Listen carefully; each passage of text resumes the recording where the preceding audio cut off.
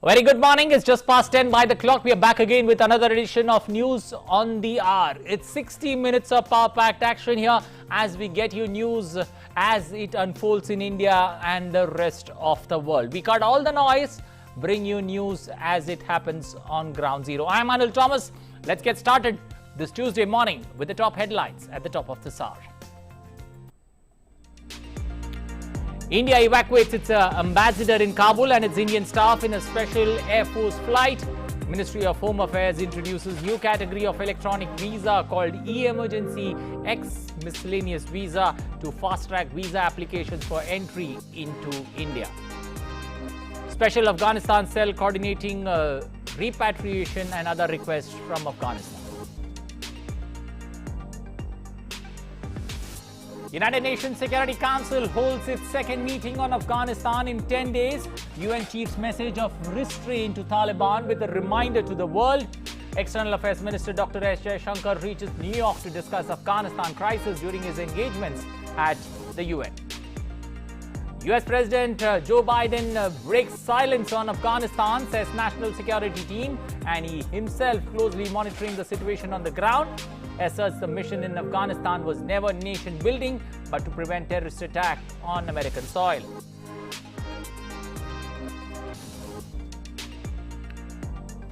Prime Minister Narendra Modi to interact with India para-athlete contingent for Tokyo 2020 via video conferencing. India sending biggest ever contingent to Paralympic Games of 54 para-athletes from across 9 sports disciplines. Sports Minister Anurag Thakur to attend. India registered a sensational victory against England in the second test at Lord's to win by 151 runs. Mohammad Shami, Jasprit Bumrah and Mohammad Siraj set up a historic win for India. The visitors take a 1-0 lead in the 5-match test series. Well, those are the top stories at 10. Now for the stories in detail, starting first up with the situation and the tensions escalating in Afghanistan. Amid escalating humanitarian crisis in Afghanistan, India is doing everything possible to facilitate and evacuate its citizens. In a recent effort, India has evacuated its ambassador in Kabul and his Indian staff in a special Air Force flight. Indian Air Force C-17 aircraft is bringing over 140 Indians from Kabul, including the last of the Indian Embassy staff, Indo-Tibetan Border Police personnel and 4 media persons. The flight, a C-16 Globemaster, was one of the 2 military aircraft operated by the Indian Air Force for the purpose of bringing home all Indians personnel from the embassy.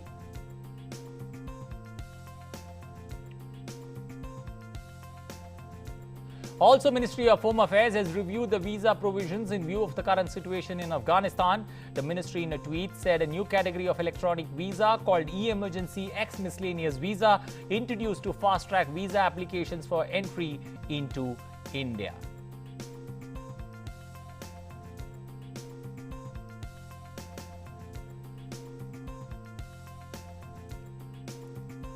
External Affairs Minister Dr. S. Jaishankar informed that India is continuously monitoring the situation in Kabul.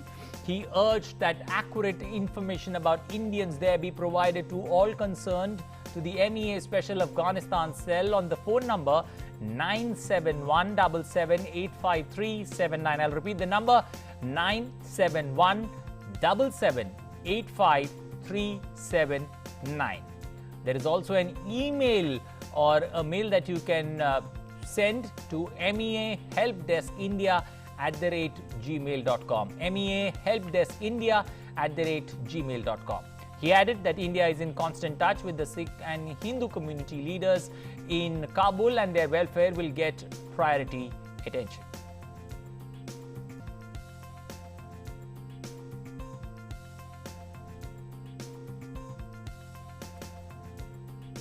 Meanwhile, military flights resumed at Kabul's Hamid Karzai International Airport after it was breached by civilians desperate to fly away from the country.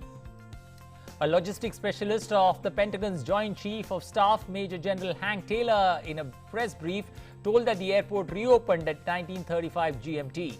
He said a C-17 transport aircraft had landed with US Marines on board and a second one loaded with an army unit was to land soon to help establish security for the airport.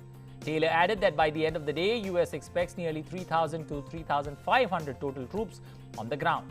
The airport was shut down on Monday after crowds of civilians surged onto the runway. We have approximately 2,500 troops that have moved into Kabul within the last 72 hours, and more will arrive soon. By the end of the day, we expect nearly 3,000 to 3,500 troops on the ground. First, for a real-time update, as of 15:35 local Eastern data time here, the airfield at HKI was open for operations. Shortly thereafter, the first C-17 landed with U.S. Marines on board, and the next C-17 is preparing to land as we speak. But for more on the story, we got Ramesh Ramchandran joining us on the phone line this morning on News on the Hour. Good morning, welcome to the show. How would you look at the situation there? There seems to be total chaos there in Afghanistan. Who do you see in the first place stepping into this quicksand, to bail Afghanistan out? Morning, Anil. As you mentioned, things, news coming in thick and fast, developments happening at a fast pace on the ground in Kabul as we speak. But million-dollar question as to where does Afghanistan go from here, because as we speak, there is no functional government or administration in place. And I say that because although Taliban controls the city, the government of former President Ashraf Ghani has vacated the presidential palace and all the offices. But American troops, and almost 6,000 in number, are still guarding the Kabul airport that falls within the city limits. So it's an island within the city, and we are seeing, chaos. Seeing, as you mentioned, chaos would be an understatement, really, Anil, because we saw visuals and videos on social media in particular showing how desperate Afghans have breached the airport terminal, invaded, so to speak, the tarmac, and we saw visuals yesterday as well of local Afghans surrounding an U.S. military aircraft about to take off from the tarmac of the Hamid Karzai International Airport. So things are getting desperate, no doubt. But where does Afghanistan go from here? Will it get a functional government? We are told that Afghan leaders, including Hamid Karzai, Abdullah, are expected to hold talks with their counterparts in the Taliban and in the U.S. government, especially U.S. Special Envoy Zalmay Khalilzad, who is in Doha. So talks are happening in multiple locations. But as you mentioned in our report here on DD India, Anil, that the Indian government has decided to shut down its embassy in Kabul for now. It is bringing back the ambassador Rudrendra Tandon and his staff from the embassy in Kabul, along with at least 100-odd Indian civilians. That includes media persons as well, who are being ferried as we speak in a military aircraft, flying over Iranian airspace, flying around Afghanistan and Pakistan, Anil, to make their way to New Delhi later this afternoon. Okay, considering the fact that it was not, one fine day that U.S. President Joe Biden decided to pull out his troops, he had made a mention, he had kept a deadline there very much in place. Now, when one looks at the way Taliban has gone about capturing Afghanistan, who does the onus lie on, considering, the apathy that the people of Afghanistan have to face? Anil, that's one question that many people around the world are wondering aloud. Is the U.S. to take the blame for what is happening, the situation unfolding in Afghanistan today? Should Biden have shown a little more empathy in his speech last night, India time, when he defended his actions? He said that I stand squarely by my decision, and that although he did concede that what unfolded in Afghanistan happened faster than he anticipated, that said, he maintained that his government had drawn up all contingency plans, which is debatable, which is moot point, because many American analysts say Biden could have handled this differently, given a thought to the ordinary Afghans who are left high and dry at the receiving end of the battle of the gun wielded by the Taliban. Reports coming in from Kabul as we speak of Taliban gunmen taking up positions at vantage positions inside Kabul city, including hotels and other public places. So there is a sense of fear and foreboding among local Afghans who are still hopeful of catching the first available flight out of Kabul to a safer destination, including India, which, by the way, Anil, as we've been reporting here on DD India, the government has decided to initiate or start e-visa facilitation for Afghan citizens wanting to come to safety and spend time in India for the immediate future. So this is another initiative by the Indian government to ensure that the people, the Afghan people who are the receiving end of Taliban violence are cared for actually. Okay. Ramesh, also throw, some perspective into what exactly will happen, going forward from here on, especially to the people of Afghanistan, but also for the, the region and beyond. Well, to give a historical perspective for the benefit of our viewers who might not be familiar with the intricacies of the issue at hand, Anil, Taliban came to power in 1996 and they ruled Afghanistan for 5 years until 2001, when after the New York terror attacks, the Americans invaded Afghanistan and ousted Taliban from Kabul. So at that time, only 3 countries in the world recognized the Taliban rule: Pakistan, Saudi Arabia, and United Arab Emirates.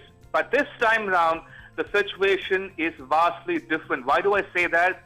Because we've already heard from key capitals, key countries, namely Russia and China. Russia said it will keep its embassy open in Kabul. Chinese Foreign Ministry spokesperson said yesterday that they remain hopeful of the Taliban protecting their interests in Afghanistan. So both Russia and China and also Iran reaching out to the Taliban. So it remains to be seen whether Taliban rule will gather legitimacy, quote unquote, in the minds of some countries.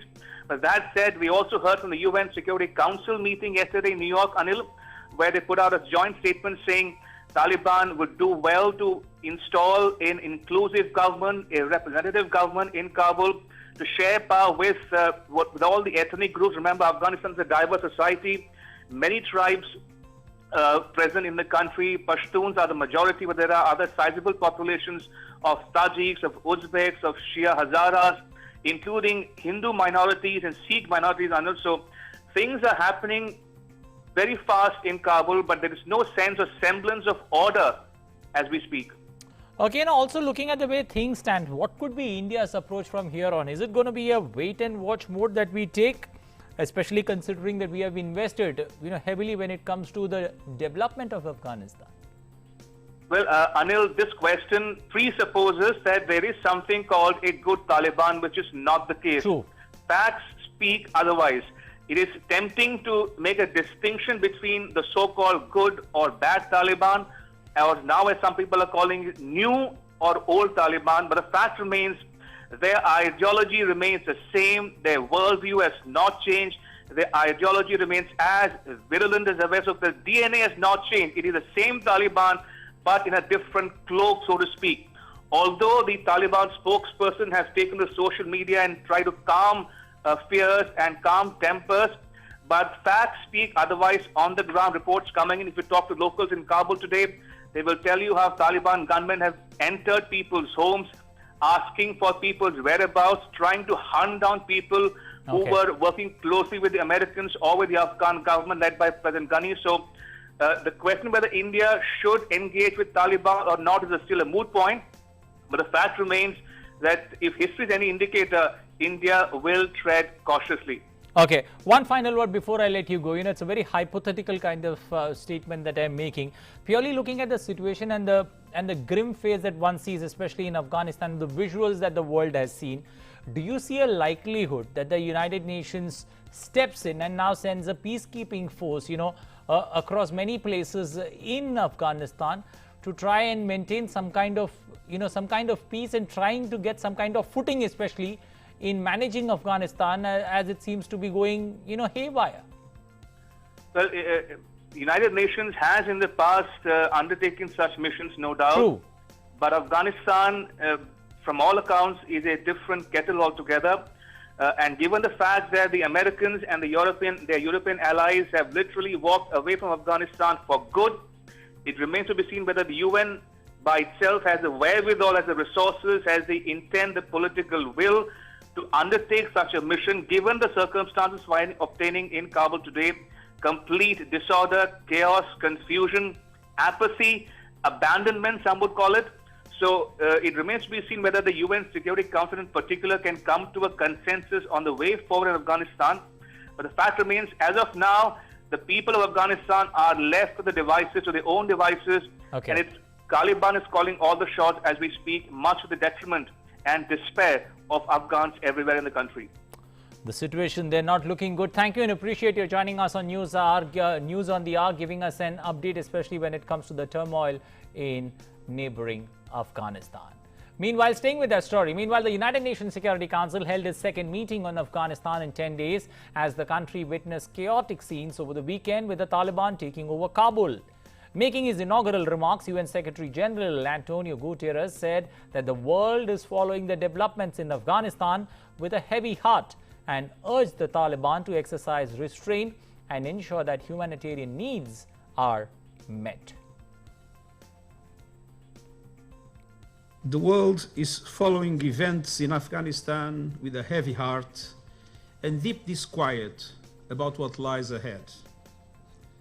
All of us have seen the images in real time: chaos, unrest, uncertainty, and fear. Much lies in the balance. I urge all parties, especially the Taliban, to exercise utmost restraint to protect lives and to ensure that humanitarian needs can be met. And I call on all parties to provide humanitarians with unimpeded access to deliver timely and life-saving services and aid. And I also urge all countries to be willing to receive Afghan refugees and refrain from any deportations. Further, the UN Secretary General urged the nations to stand as one to uphold human rights in Afghanistan. Now is the time to stand as one. The international community must be united and utilize all available instruments to ensure the following. First, speak with one voice to uphold human rights in Afghanistan. I call upon the Taliban and all parties to respect and protect international humanitarian law and the rights and freedoms of all persons. We are receiving chilling reports of severe restrictions on human rights throughout the country. And I am particularly concerned by accounts of mounting human rights violations against the women and girls of Afghanistan who fear a return to the darkest days. It is essential that the hard-won rights of Afghan women and girls are protected. Most importantly, UN Secretary General called upon the nations to ensure that Afghanistan is never again used as a safe haven for terrorist organizations. The community must unite to make sure that Afghanistan is never again used as a platform or safe haven for terrorist organizations. I appeal to the Security Council and the international community as a whole to stand together, to work together and act together, and use all tools at its disposal to suppress the global terrorist threat in Afghanistan and to guarantee that basic human rights will be respected. Well, Afghanistan's representative also said that Taliban is not honoring its commitments made during Doha talks. We are extremely concerned about Taliban's not honoring their promises and commitments made in their statements at Doha and at other international fora. We've witnessed time and again how Taliban have broken their promises and commitments in the past. We have seen gruesome images of Taliban's mass executions of military personnel and target killings of civilians in Kandahar and other big cities. Mr. President, we cannot allow this to happen in Kabul, which has been the last refuge for many people escaping violence and Taliban's revenge attacks. Well, at the UNSC meeting, India's permanent representative to the United Nations, T.S. Tirumurthy, highlighted that as a neighbor of Afghanistan, as a friend of its people, the current situation prevailing in the country is of grave concern to us in India. He said that Afghan men and women and children are living under a constant state of fear. In this short period of time, we have witnessed dramatic changes in the situation. We have also seen very unfortunate scenes at the Hamid Karzai International Airport in Kabul. There is widespread panic among the people. Women and children are in distress. Incidents of firing have been reported from the city, including at the airport. while the security situation remains precarious, a grave humanitarian crisis is unfolding. US President Joe Biden has strongly defended his decision to pull out troops from Afghanistan. Biden said the mission of the United States was never supposed to be nation building, as he blamed the Taliban's takeover of the country on the unwillingness of the Afghan army to fight the militant group. Striking a defiant note, Biden said he stands squarely behind his decision to withdraw US troops from Afghanistan. He stressed that the mission in Afghanistan was solely for preventing terrorist attack on American soil. I stand squarely behind my decision. After 20 years, I've learned the hard way that there was never a good time to withdraw U.S. forces. That's why we're still there. We were clear-eyed about the risks. We planned for every contingency, but I always promised the American people that I would be straight with you. The truth is, this did unfold more quickly than we had anticipated. So what's happened? Afghanistan political leaders gave up and fled the country. The Afghan military collapsed, sometime without trying to fight. If anything, the developments of the past week reinforced that ending U.S. military involvement in Afghanistan now was the right decision. American troops cannot and should not be fighting in a war and dying in a war that Afghan forces are not willing to fight for themselves. US President Joe Biden warned the Taliban of the swift and forceful response from the US if they attack American personnel or disrupt their operations in Afghanistan. As we carry out this departure, we have made it clear to the Taliban, if they attack our personnel or disrupt our operation, the U.S. presence will be swift and the response will be swift and forceful. We will defend our people with devastating force if necessary. Meanwhile, the US State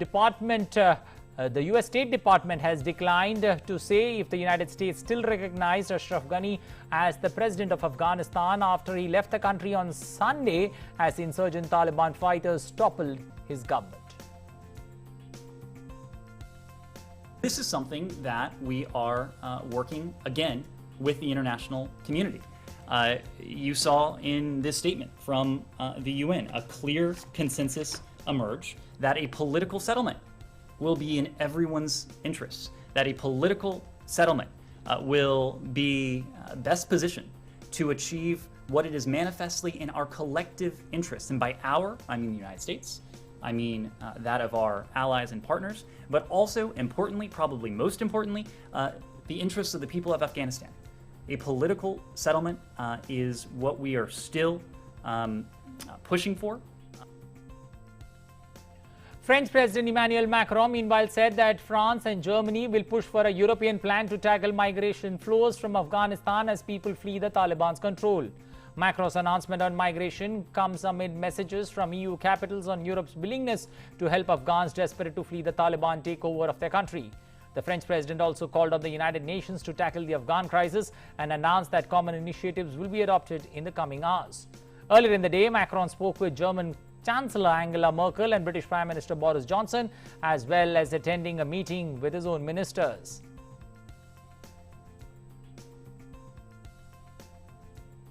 German Chancellor Angela Merkel also expressed concern about the quick deteriorating situation in Afghanistan after the Taliban seized control. The German Chancellor said that the developments in Afghanistan are bitter, dramatic and terrible. Merkel said efforts would be made to offer support and refuge, particularly for Afghan support staff who helped the German military. She said that she was in intensive discussions with French President Emmanuel Macron on the evacuation of people and the follow-up developments. Meanwhile, United Kingdom has warned the Taliban it could be held to account if it does not protect human rights in Afghanistan after overthrowing the country's government. British Foreign Secretary Dominic Raab said Britain will use all the means it has at its disposal to hold the Taliban to account in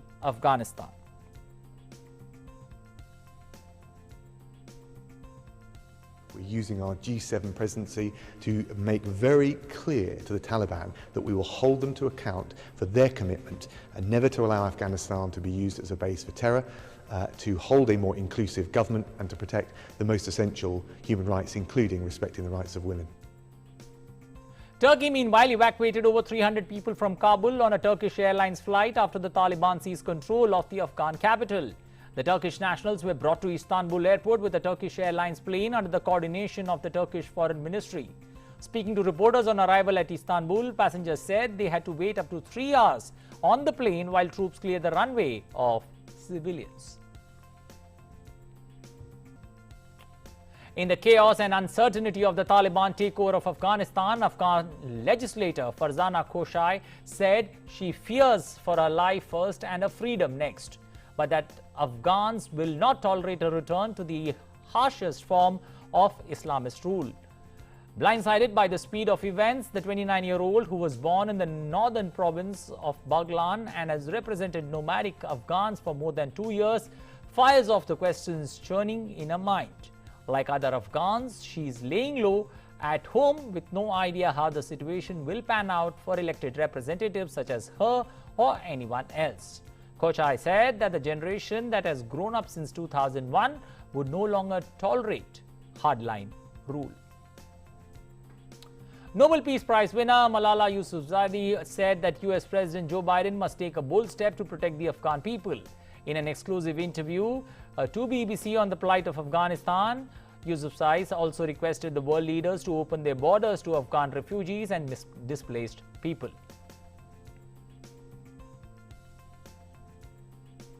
I am deeply concerned about the situation in Afghanistan right now, especially about the safety of women and girls there. This is actually an urgent humanitarian crisis right now that we need to provide our help and support. We cannot just look at our screens and not do anything and just get into the politics of what should have happened, what shouldn't have happened. I have been trying to reach out to many global leaders. I think every country has a role and responsibility right now. Countries need to open their borders to Afghan refugees, to the displaced people. Meanwhile, External Affairs Minister Dr. S. Jaishankar reached New York today. External Affairs Minister will chair 2 high-level meetings of UN Security Council on UN peacekeeping and on terrorism on August 18th and 19th. The first event on August 18 will be an open debate on protecting the protectors, technology and peacekeeping, while the second event on August 19th will be a high-level briefing on threats to international peace and security caused by terrorist acts. Both these topics are priorities for India during its UNSC innings. The aim is to improve camp security for UN peacekeepers, the overall security situation and quality of situational awareness.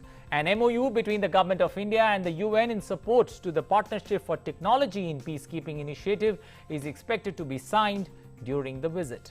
He will also participate in a ceremony at UN Peacekeeping Memorial along with UN Secretary General Antonio Guterres. On August 19th, External Affairs Minister would preside over a briefing session on the 6th monthly report of the UN Secretary General under the agenda item Threats to International Peace and Security Caused by Terrorist Acts. During this visit, External Affairs Minister would also have bilateral meetings with foreign ministers of other member states on the sidelines of these UNSC high-level events. Well, time now to take a look at COVID-19 updates from across the globe. The world continues to battle the COVID-19 pandemic. Overall cases have now surpassed 20 crore 85 lakhs. Total recoveries 18 crore 70 lakh. Total deaths across the world or fatalities across the world, 43 lakhs 82,000 people have lost the battle against COVID-19. United States continues to be the worst affected by the pandemic, both in terms of infections as well as fatalities. In terms of infections, over 3 crore 76 lakh cases of COVID-19 and the death toll in United States mounting with every passing day. The number that we have at this point of time is 6,38,000 deaths. In the US, the number of children hospitalized with COVID-19 has hit a record high. The number of confirmed and suspected pediatric COVID-19 hospitalization rose to 1,902 on Saturday. Children currently make up to roughly 2.4% of the nation's COVID-19 hospitalizations. Children below 12 years are not eligible to receive the vaccine against COVID-19, leaving them more vulnerable to infection from the newly highly transmissible variant. As per the data from the US Center of Disease Control and Prevention, number of newly hospitalized COVID-19 patients aged between 18 to 29, 30 to 39 and 40 to 49 also hit record highs this week. It just makes you feel like you're just helpless, like you can't, whatever you do, you can't help your patient. It's actually really hard. I made it a whole year without crying, and then actually a couple of months ago left here from work crying because of so many two deaths in one shift from patients that I've had for very long periods of time. New Yorkers have been largely backing the push by the city's mayor, Bill de Blasio, to require proof of COVID-19 vaccination to enter restaurants, gyms and other businesses. The policy is set to launch today as the Delta variant continues to make progress. With vaccines widely available, political leaders were combating the latest surge in infections with shots and masks rather than ordering businesses to close and Americans to stay home as they did last year. The US government and several states, along with some hospitals and universities, already require employees to get inoculated to combat the virus. New York City's policy requires proof of at least one dose and will be enforced starting 13th of September. Like mask mandates and last year's stay-at-home orders, the plan is destined to meet stiff resistance. If everyone kind of just gets vaccinated or doesn't get vaccinated, it's not really that big of a deal. I mean, to me, it's more responsible to be vaccinated and to actually push the fact that you need to be vaccinated to enter a building, you know? Because, I mean, as you know, right now a brand new 1 million cases in New York City, and it's gonna grow faster the quicker people are not vaccinated. I think it's a little bit of an extreme situation. I mean, there was a law that was passed that nobody should really disclose any of those things, but if it collectively will make like a difference for the time being, I think they should do it and follow what the CDC says. My daughter's 10, and so she can't get vaccine right now. So I think also just to protect the kids, I think everyone should do their part, really. Meanwhile, the US Food and Drug Administration is aiming to give full approval for the Pfizer COVID vaccine by early September. Nearly 60% of all New Yorkers have received at least one dose of the COVID-19 vaccine, according to the city data. Iran, meanwhile, on Monday reported a record 655 COVID-19 deaths. The government has started imposing tougher restrictions to combat a surge in coronavirus infections led by the highly contagious Delta variant. The country's health ministry said that the total number of cases had reached 44,67,015 with 41,194 new cases in the last 24 hours. Total fatalities in the country have increased to 98,483. All non-essential businesses and public offices across the Middle East worst-hit country will be closed until 21st of August. Travel ban has also been imposed between all Iranian cities till the 27th of August, except for essential vehicles. Health authorities have warned that the daily deaths might reach 800 in coming weeks if Iranians fail to respect health protocols. Well, in Paris and large parts of France, shopping malls are asking clients to show a health pass as the government increases pressure to tackle or to help people to get vaccinated. The requirement to show proof of vaccination or negative COVID report will apply on malls with a surface area of over 20,000 square meters in regions where the infection rate is higher than 200 cases per 100,000 citizens per week. Most shoppers on Monday willingly showed their health pass, seeing it as a minor hassle that will allow a resumption of normal life. From this week, police will also get tougher enforcing the use of the health pass in restaurants, trains and public places.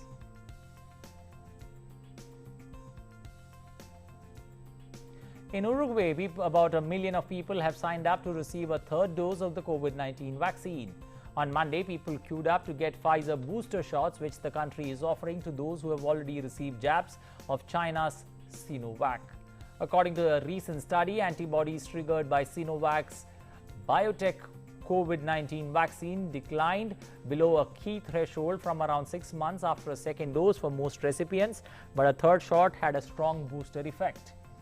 South American nation Uruguay has so far administered more than 50,16,000 doses of COVID vaccines.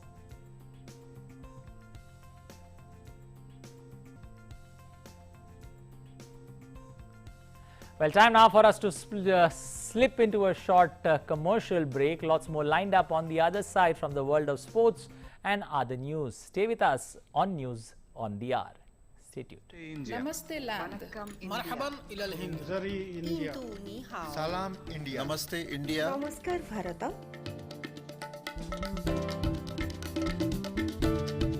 Muy India. Nahnu Hunud. India. Ma Hindi Hasti. Mung Hindian. Salam Hindustan. We are India.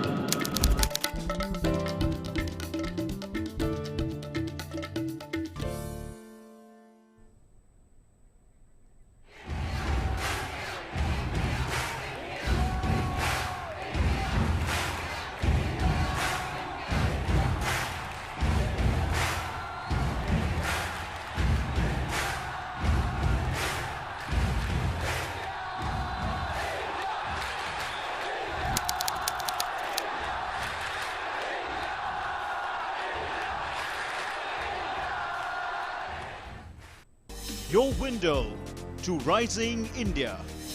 India's voice on global platforms. Latest news from India and around the world. In-depth analysis of global headlines. Watch DD India in your country. Available for downlink in all Southeast Asian countries. STTV broadcast is available through the satellite GSAT 17 at 93.5 degrees east. HDTV broadcast is available through the satellite GSAT 10 at 83 degrees east. For technical details, scan here.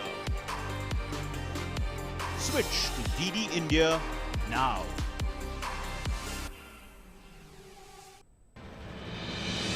With the world's largest COVID vaccination drive, India is leading the way. As the vaccine reaches every corner of the nation, do not forget the mantra, Dawai bhi, Kadai bhi. Let's continue our fight against COVID-19.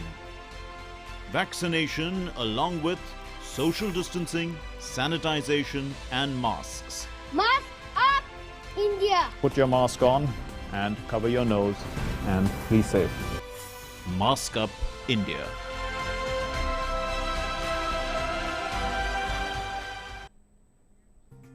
Welcome back to News on the Hour, staying with international stories. Moving on, Ivory Coast on Monday began vaccinating health workers in the commercial capital Abidjan against Ebola after a case of the deadly virus was confirmed over the weekend. An 18-year-old woman on Sunday tested positive after traveling by bus to Abidjan from neighboring Guinea. It is Ivory Coast's first confirmed case of Ebola in 25 years. Workers at the hospital in Abidjan, where the woman was admitted, were the first to receive vaccination as the health ministry officially launched the vaccination campaign. The country has 5,000 doses available. In total, health authorities have identified 9 people the woman came into contact with, including 3 family members and 6 hospital staffers.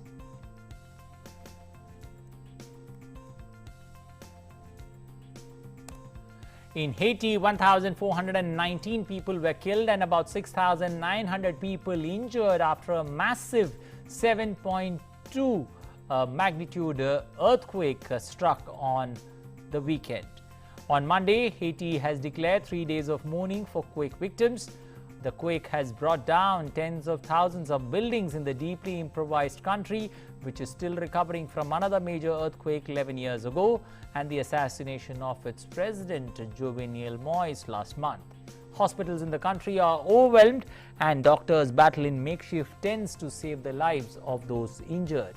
Dozens of people lay on beds and mattresses on the grass outside the hospital.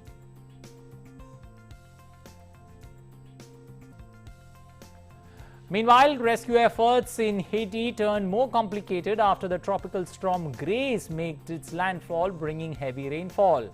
The U.S. National Hurricane Center said some parts of Haiti are also at the risk of flash floods. The country's Civil Protection Agency issued an orange alert and warned of heavy rain, thunder and gusts of wind on the southern peninsula of the country. Local residents have been asked to avoid all hazardous areas, including streams, rivers, mountains, and the coast. Moving on to some other news, an update on the nationwide vaccination drive. India administered 8,13,000 vaccine doses in the last 24 hours, the highest ever vaccination achieved in a single day. Over 55 crore 47 lakh vaccines have been administered across the country so far.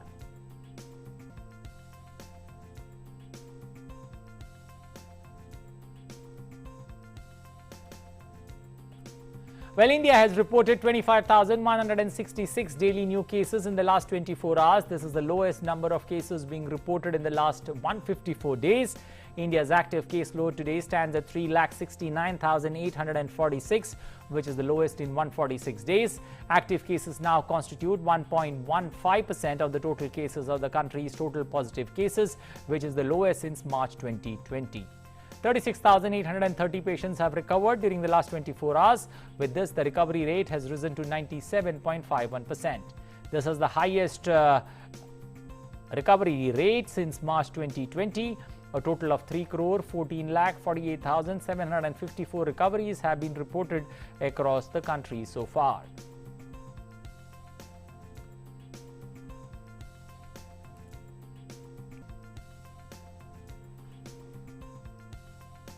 With substantially ramped up testing capacity across the country, a total of 15,63,985 tests were conducted in the last 24 hours. Cumulatively, India has now conducted over 49 crore 66 lakh tests.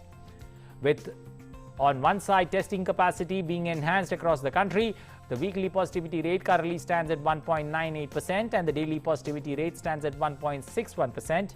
The daily positivity rate has remained below 3% for the last 22 days, while the weekly positivity rate has remained below 3% for the last 53 days. Well, India's glorious fight for freedom is one of the greatest struggles the modern world has ever witnessed. DD News and DD India bring to you a glimpse of a valiant struggle every day. In today's episode, we will give you a brief story about Madan Lal Dhingra. Today is the martyrdom day of Madan Lal Dhingra. Let's take a look at his role in India's freedom struggle. The wave of independence movement had started initially as a protest against the partition of Bengal, and it gradually grew into a demand for complete freedom. Indians realized the fact that a group of foreigners who came to our shores as traders had cleverly divided the people and started ruling them. The wealth of this vast land was systematically looted by them.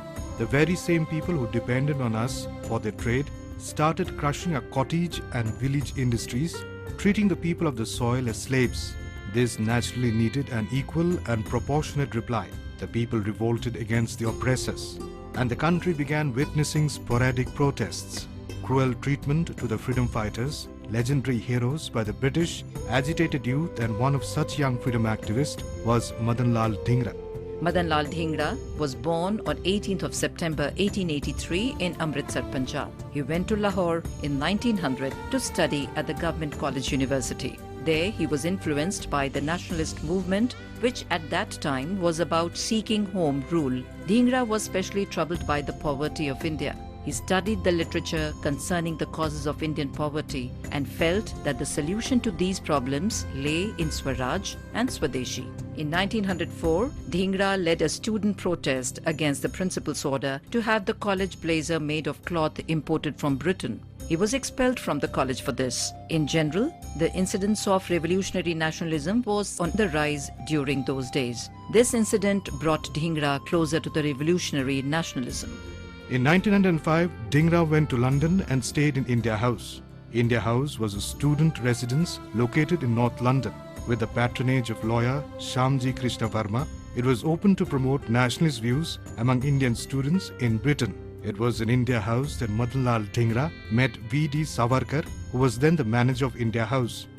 Meanwhile, on 8th of June 1909, Baba Rao Ganesh Savarkar, elder brother of Veer Savarkar, was sentenced to transportation for life. This deportation of Baba Rao Savarkar enraged the revolutionaries in London. William Hutt Curzon Wiley was the head of the secret police then and had been trying to obtain information about Savarkar and other revolutionaries. It was because of Curzon Wiley that the revolutionary freedom fighters in London were being targeted.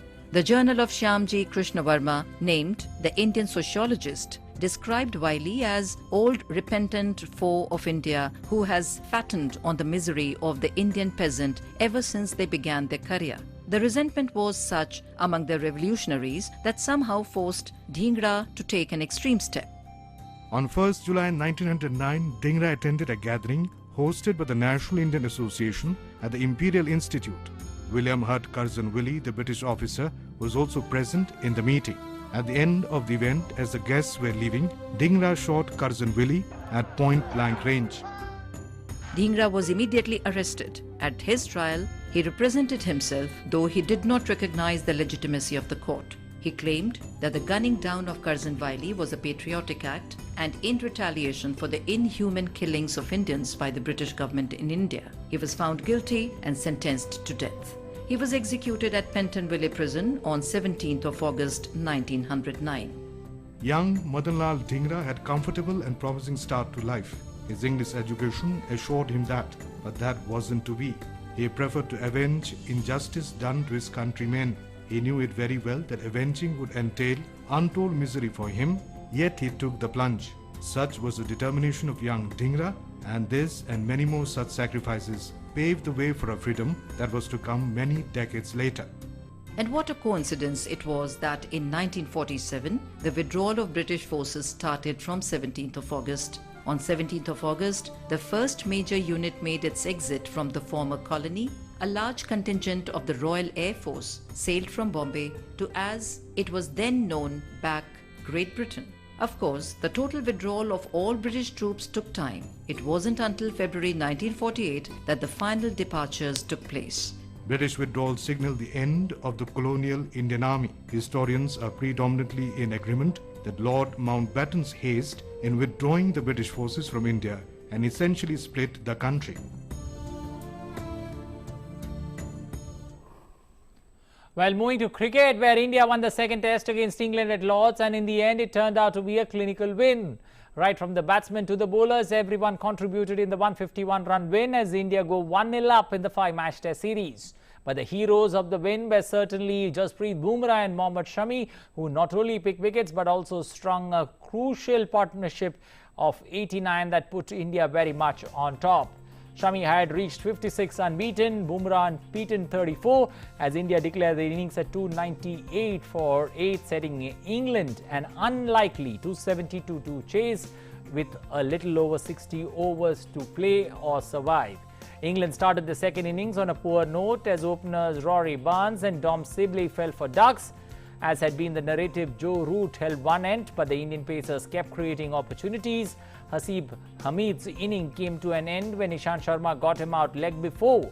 Things worsened for England with blows on either end of tee. First over in the final session, Bumrah had Root nicking to Kohli for the first score of less than 50 in the series so far.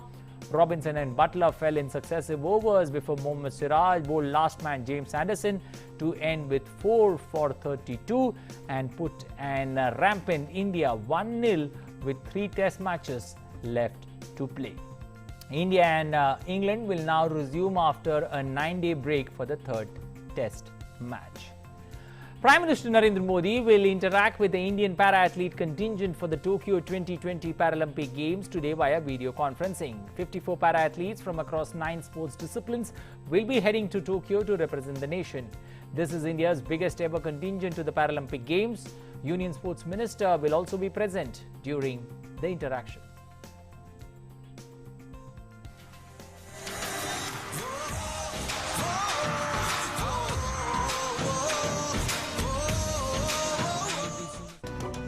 After India's spectacular performance at Tokyo Olympics 2020, all eyes are now on the upcoming Tokyo Paralympic Games, which will be held in Tokyo from 24th of August to 5th of September.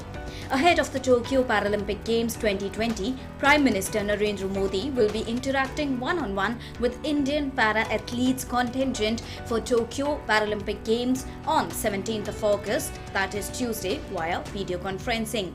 The interaction will take place at 1100 hours Indian Standard Time. To boost the morale of the Indian para-athletes, an official send-off ceremony was earlier organized in the national capital on Thursday, where MOS EAM Meenakshi Lekhi, Union Culture Minister G. Kishan Reddy and President of Paralympic Committee of India Deepa Malik also took part.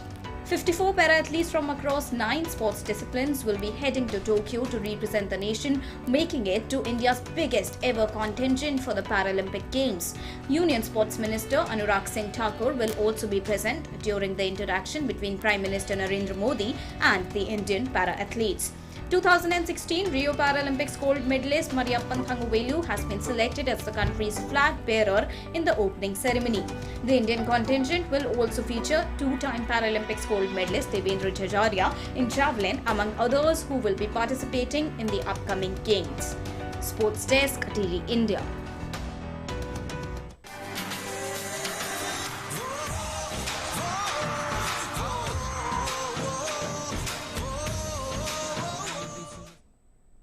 But for more on this story, we've got Arun Sharma, correspondent, joining us this morning on News on the Hour. Arun, a significant moment, especially when it comes to athletes, the way, an opportunity that they get to interact with the Prime Minister before they leave for Tokyo.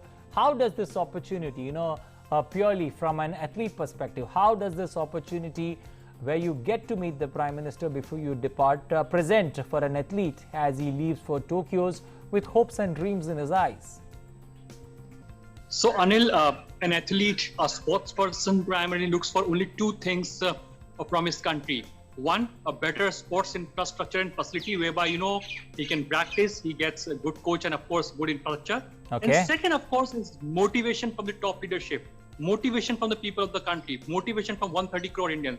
And that is what is happening this time around when we're talking about the Olympic Games this time around. Yes, these Olympic Games, the Tokyo Olympic Games were really exciting. And we have won 7 medals, and now all eyes are on this Paralympic Olympic Games. Now, Prime Minister Narendra Modi is going to interact with all these athletes. Now, you can say that this time 54 Paralympic athletes are going to participate in this Tokyo Paralympic event, and the contingent size is also larger than last time. I mean, almost 3 times you can say it's larger. It is one of the largest contingent size that India is sending. And it is also very much likely that more medals are also expected because kind of performance that we are witnessing from our players, the same kind of replica can be seen in the Paralympic players as well. Now, a lot of expectations from Devendra Jajaria, who got us gold in 2004, 2016, and of course, a champ like Sandeep Chaudhary.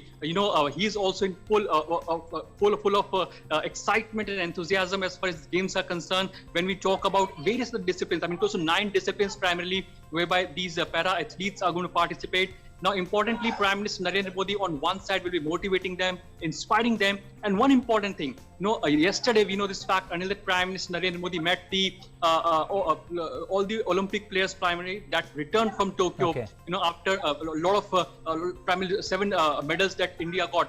So all these players, I had a word with PV Sindhu, Bajrang Punia, Neeraj Chopra, and many of the players primarily, and all these players said to me one important thing, that yes, Prime Minister Narendra Modi monitors and he knows personally each and every sports person, the sports player, what is the liking of any player, what what sort of things are liked by some of the players, and what was the main point that a player could win on that international platform, and what motivates a player. So everything is that Prime Minister notices about the player. So yes, today Prime Minister Narendra Modi, when he interacts with the Paralympic player, it is going to be very motivating for them, inspiring for them, because Prime Minister Narendra Modi is reiterating one fact, that whether you lose or you win, that does not matter. But the kind of game that you have to display on this international platform, that actually matters. You just have to play your natural game, just play the game, and don't bother even if you lose the game. And if in case you win the game, you win medal for the country, that's something it's going to be very much appreciated. But yes, if in case you lose, don't dishearten, take it as a lesson, and practice for next events. Looking at the way, the Prime Minister taking time out to meet these athletes, not only the athletes, but also the para-athletes, does it meet a bigger objective? The objective that, how things are changing, or how especially society looks at these differently abled athletes?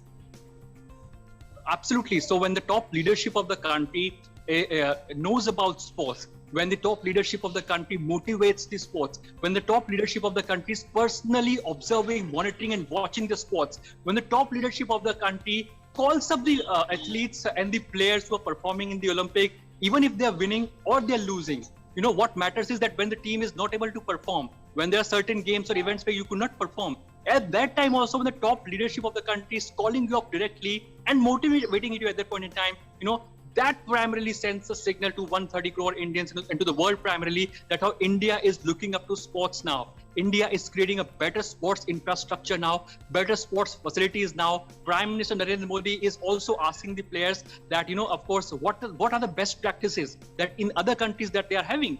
Is it the better sports infrastructure? Is it the coaching style? Is it the coach that matters? So what exactly matters? How can India convert the 4th position, 5th position into number 1, number 2, number 3 position? How can India do better on the global or international platform? Prime Minister Narendra Modi is curiously asking all these questions to various Olympic players whenever he's having interaction with the players, whether on the phone calls or in person or on a virtual mode. So yes, Prime Minister Narendra Modi is observing, is taking note of everything, so that how can better sports infrastructure can be created in a country. Now, if you remember, Anil, that there were times that hockey team, the men's hockey team, the women's hockey team could not perform well. There were certain events, there was certain play when they could not perform well. But at that time also, Prime Minister Narendra Modi interacting with the captain of the hockey team, and motivating them. And of course, we see how men's hockey team performed, and yes, we could get the medal as far as the hockey team is concerned. So it's the top leadership. It matters when it motivates you, inspires you. And just ahead of this mega international game, that Olympic Games, when Prime Minister is interacting with you, it is going to be very much motivating and inspiring, because players will now be playing with with all free hand, and of course there will not be any pressure. So focus of the Prime Minister Narendra Modi will also be to remove pressure from the players. We know this fact that there are close to 130 crore expectations as well from these players, but there is no need for any kind of pressure. Just play your natural game. That is or very much likely the mantra of Prime Minister Narendra Modi to this para-athlete player also, because similar kind of mantra Prime Minister Narendra Modi gave to the Olympic players, that got us glory at the Olympic Tokyo. Considering the fact that Tokyo Olympics is over and out, we came back with 7 medals, and now that the Paralympic Games begins a fortnight later after the Olympic Games gets over, and the Prime Minister meeting with this contingent, does that bring that cheer for India back? People thought Olympics are over, it's time now to get back to cricket. But does this particular meeting also bring the focus back on the para-athletes and expectations from them for another stupendous show? So you perform better, Anil, because you have tracked sports. You know this fact that a player is in a position to perform better. He can perform well when there is no pressure on him. When expectation can be high, but if in case a player is in a position to reduce the pressure, the mental pressure from him, he is able to perform very well. And that is the idea of Prime Minister Narendra Modi, to interact with these players. When the Olympic players, when they returned from Tokyo, these players were also invited, at the Red Fort, where the Prime Minister Narendra Modi addressed to the nation on the 75th Independence Day. At that time also, Prime Minister Narendra Modi urged the 130 crore Indians to clap and to appreciate this Olympic contingent who got us glory on the international platform like Olympic. So in this way, motivation clearly, boosts the mind and morale of the sports person. Also, in his Mann Ki Baat, Prime Minister Narendra Modi also narrated the story of various Olympic players who were facing some financial crunch, but despite the financial crunch, they were in a position to come bounce back, and of course to perform on an international level, and also got us medals on the international platform. Prime Minister has often mentioned about Bhavani Devi and various other players as well, that how they have performed, how they have, the parents primarily have played a crucial and important role in bringing and boosting their career as far as Olympic or the game events that they play. So yes, when Prime Minister Narendra Modi is ensuring that how can better sports infrastructure can be in place, how can India's sports infrastructure, how can India's sport ecosystem primarily can be at the global level or at par with the global excellence. Now, Prime Minister Narendra Modi is also asking the players, the coaches primarily and specifically, that what is that in the international or in the other teams? What is there in the other teams that are getting gold, silver, and bronze, and what we could not do? How can we get those best practices as far as performance is concerned? How can this sports infrastructure can be strengthened in our country? How can various good techniques can be brought into our country to introduce to our players so that they perform better? So these kind of things, because getting ground input directly from the players, taking inputs directly from the coach, taking inputs directly from the associations and the federations of the sports, and of course interacting with them and ensuring that they are not feeling any kind of pressure just ahead of the games, because Olympic is it's a physical game as well, but more than physical games, it is all about the mental game as well. How well you're in a position to concentrate, how well you're in a position to primarily ensure that the mental pressure does not bother you and you are able to perform well. I mean, I had a word with Mana Patel yesterday. She said that there was a lot of pressure on her, and that's the reason why she could not perform well. But next time she will ensure that she performs better, ensuring that there is no pressure on her. So in this way, the various players have shared experience with the Prime Minister. Prime Minister Narendra Modi has also talked to various sports persons and of course the Olympic players.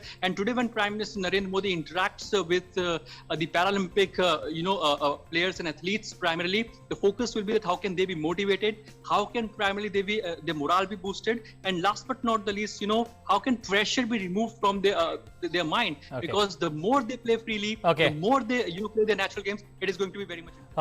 Let's now cut across live where the Prime Minister is going to interact with the Indian contingent for Tokyo 2020 Paralympic Games. Let's cut across live.